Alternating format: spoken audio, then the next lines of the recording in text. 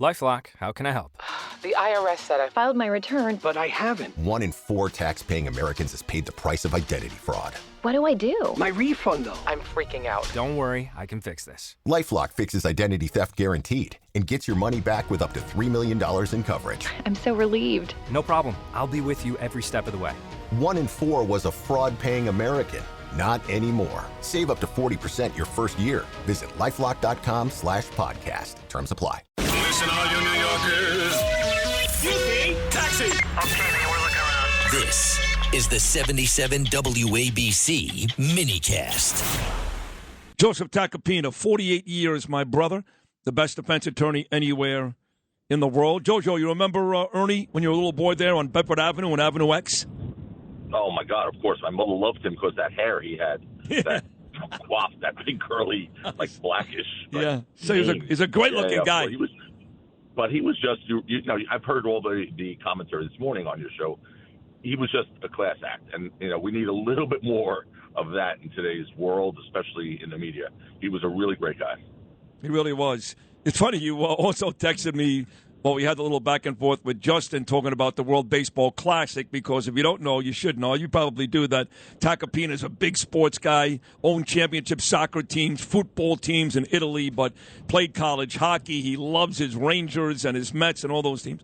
So we're going back and forth about some of the pitchers in the World Baseball Classic. And, you know, I know there was a game, you know, Warren Spahn would pitch against I guess it was Gibson. They won 16 innings apiece. Whatever it is, Seaver would throw 9 million innings. Those days are over, and you got to admit, yes, they sound like a bunch of wussies with pitch counts, but, Tack, if you're a Met fan and you lose one of your pitchers to an elbow injury in the World Baseball Classic, you're going to be pissed.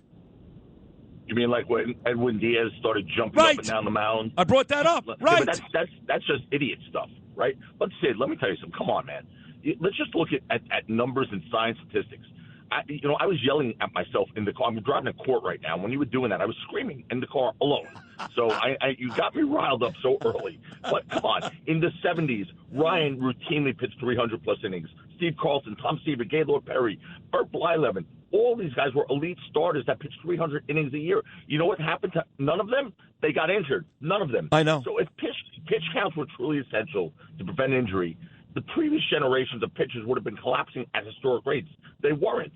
I think pitch counts actually create a fragile pitcher, okay? You know, modern pitchers throw fewer innings. They're pulled earlier. They rarely pitch deep into games because they don't build a workload. And I think that's a major part of it. Yet arm injuries at an all-time high, even though they're pitching. Like if a pitcher pitches 160 innings a year, a starter, he's like a workhorse. Give me a break. You don't build durable arms by protecting them constantly. Okay, you build them by training them to handle workload. And by the way, the real problem is not pitch inning pitches. It's this obsession with velocity. Every pitch cannot be 100 miles an hour. Okay, that's far more stressful on ligaments than throwing 120 pitches at 92 miles an hour. So really the problem isn't pitch count. It's the modern day max every effort on every pitch philosophy. That's what's hurting pitchers. Hard to argue. Good job, Joseph Tacopina. Not just a great defense attorney, but could work alongside Peter Gammons any day of the week. I'm ready for that, boy. By the way, let me just say one. I have two other quick things, fun stuff before we get to War and Mandami. Yeah. Two real not fun things. I heard you talking about Imus and the cowboy hats, and it reminded me of something. It's so funny. Do you remember he used to wear cowboy hats and cowboy boots in like the Fox Studios when he had the show there, right? I'd go in, you'd go in, whatever. Fox Business. He also wore it, not just Fox Business, but I believe he wore it the latter days at MSNBC and that goofy farming channel he was on too for all those years. Exactly. Yeah. Always cowboy hats and boots. But yet, you and I on opening day for the Mets, I'll never forget this. I wore my Tom Seaver jersey. You wore a Met jersey, and he ridiculed and mocked us. Because what do you think you're gonna get called in to play in the game? Yep. You think you're gonna get played? I'm like, no, there's no scenario I think I'm going called in to play in the game. I'm just a Met fan, and Tom Seaver's the greatest, and I love him. And I'm wearing my Tom Seaver jersey for opening day. And I looked at him, I go, by the way, why are you talking? I said, you're wearing a cowboy hat and cowboy boots on 6th Avenue. Yeah, exactly. Do you think a Bronco? Yeah. Do you think a Bronco is going to come riding down 6th Avenue for you to hop on? I go, we wear what we like. Right. He actually, in instead of like growling at me, he actually laughed. No, we laughed, of course. I mean, you and I are dressed as Mike Piazza, and he's dressed as Gene Autry or John Wayne. I mean, to each his own. To each his own. By the way, I heard you also mention the Johnnies. I'm so psyched because I'm not, a huge basketball fan. I think a lot of them are prima donnas in the first degree. But those are the NBA guys. The college guys, they're not terrible. 100%. I love March Madness, and the Big East tournament when St. John's is now relevant again is so cool because we grew up with St. John's with Chris Mullin, Walter Berry, Mark Jackson. Those guys were awesome, right? Yeah. And then they were gone for a long time. But Rick Pitino has brought back something special, right, to the Guard. I was at the Big East championship game, my son Joe, last year when they won. When St. John's won. Yeah. And, it's a fun atmosphere again. I'm going to go Saturday to the championship if Nice. St. John's is in it. Nice. No, he's done a great job. I mean, you did have some good years, even after Lou Carnesecca, because that's when I became a big St. John's fan with Chris Mullin. It turns out his brother Terrence lives in my neighborhood. He owns a local bar restaurant called Callie's, which me and Lou frequent. It's a great place. So I love those teams. But you did have success, too. Mike Jarvis did a very good job at St. John's. We had very, very good teams. So there were a couple of coaches. Franny Priscilla, he had some success before he had his issues. So we did have some coaches who had success even after Louis Carnesecca. But you're right, it kind of disappeared for a while. Rick Pitino's brought it back. They won the Big East championship last year. I think a lot of folks were very disappointed that he lost to Calipari. How ironic is that? Arkansas in the Big Dance. So we'll see what St. John's can do this year, but they do take on Seton Hall in second-round action. I want to get to the war because a lot of folks are upset. They don't like the war to begin with. Not the majority. Sorry, if you think you're in the majority, you're wrong. It's 42-40. Folks are now actually approve of the war.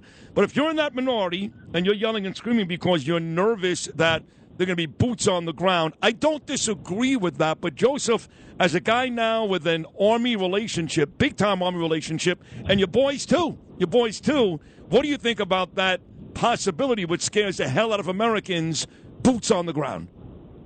Look, regardless of whether you think starting the war was right or not right or consistent with the MAGA policies or not consistent, that's over now. That doesn't matter now. Now we're there. And now that we're there, we have to all come together as Americans and finish this, okay? And the way to finish this is not airstrikes, okay? Airstrikes can damage a nuclear program.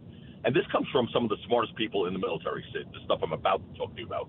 So airstrikes can damage a nuclear program. Ground forces are the only way to verify it's actually gone, right? I mean, look, this uranium argument. You can bomb buildings from the air, but you cannot bomb enriched uranium into disappearing. Someone has to go secure it. Ground troops are essential in this task if we're going to finish this thing one day. You know what you're saying, by the way, what you're saying makes a lot of sense because President Trump has been very hesitant. In fact, he won't say no ground troops because he understands what you understand, which is somebody's got to be on the ground to tell us what's going on. Not only tell us, but to execute the plan. Look, Iran has buried these facilities inside mountains for a reason, Sid. If they were designed to survive airstrikes, that's why they're in mountains. So if the goal is to finish the job, which it is, someone eventually has to go inside. So the risks of limited ground operation are real. But I'm talking about limited ground operation, like our special forces guys, like the Rangers, the Delta Force, the SEALs, I guess you want to call them special forces. That's fine. I think they're more Hollywood, but fine. We'll give the SEALs a little credit too. But the Rangers, the Delta Force, the Green Berets, the SEALs, those are the special ops guys who will go in there, execute deftly, and come on out. And that's what we have to do because the risks of a nuclear-armed Iran are far greater and longer lasting than the risk of ground troops. So, look, for 20 years, the world has said Iran cannot have nuclear weapons. If that, everyone said that, the world. If that really means anything, at some point you have to enforce it. Yeah. And here's where we're here now. We're here now. Yep. And again, if the objective is to eliminate Iran's nuclear capabilities, not just damage it, because we damaged it already with airstrikes, then at some point, boots on the ground is unavoidable. Yeah, I hate to say it, but you're right. Joseph Tacopina, brilliant defense attorney, the best in the world, my buddy of 48 years, dating back to our days at Polyprep in Brooklyn.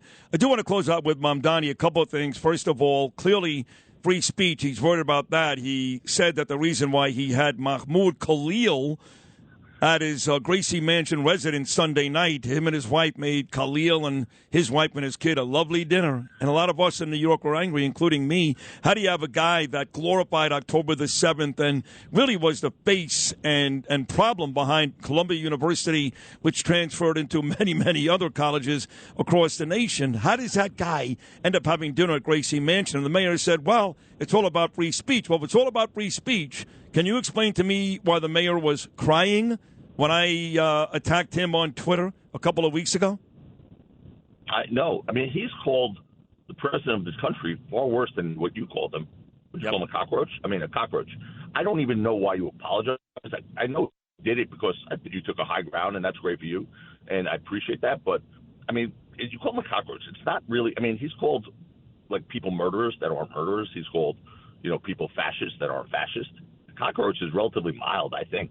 I mean, he's a jihadist, right? I mean, he definitely is anti-Semite. I don't think you could really argue that, and I don't think that's offensive. That's an opinion that's well earned based on his track record, right? So I don't know, but yeah, he seems to be. And the other thing is, the thing I'll never forget him for. I swear to God, all this other stuff, this nonsense, free rent, free transportation, free everything. No one ever has to work. You just get everything for free. Yeah, that was really a promise he was going to keep, right? But putting that aside, I'll never forget him for when a cop was shot by a perp who shot him, and the perp was also shot. The perpetrator was also shot. He went to the hospital, didn't visit the cop. He visited the criminal who shot the cop, who was also shot. I don't understand how the mayor of this city could ever do that. Whatever your political beliefs are, you're still the mayor. These police officers work for you. They put their lives on the line every damn day. And you go to the hospital and visit the guy who shot the cop. I